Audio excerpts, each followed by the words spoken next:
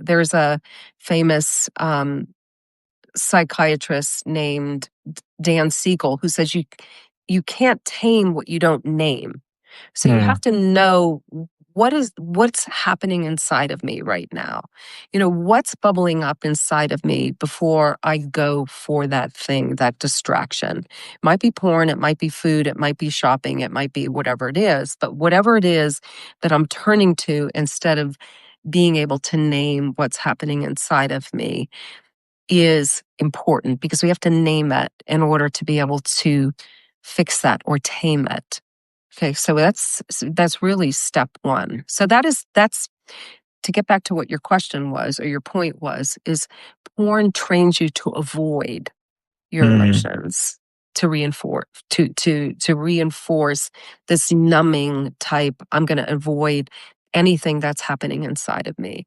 And I have found really in my own practice that a lot of the people that I work with that are dealing with porn have a really hard time naming what's happening inside of them. And once they can start to say, oh, wow, I'm feeling lonely, or I'm feeling sad, right, or I'm feeling hurt, that's step one to the healing. Okay. Because again, if you're just trying to take away the porn and you're not dealing with the pain inside of you that's driving you to the porn, the fix is likely not going to be permanent, or right. you will substitute something else because emotions have to be named. They're messengers. And we have to decide, what do I do about this message? Okay. Does that make sense? Yeah, makes Okay. sense a lot. Something I'd add is whenever I do my daily check-ins with my little brother, which I've talked about a few times, we send each other voice memos, typically in the afternoon every day.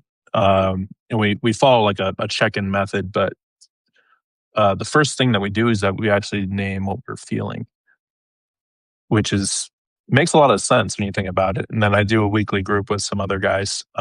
And yeah, it's always the first thing that you do when you check in is how are you feeling? Hmm. So that makes a lot of sense. So Do you I, have an actual emotion, or do you just say fine?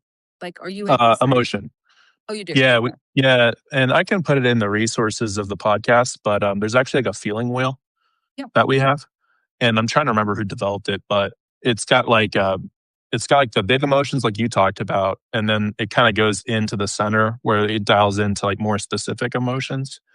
Right. But I think that's a great way because in a lot of ways, right, the healing and why we're talking about emotional intelligence, I think it's all pretty much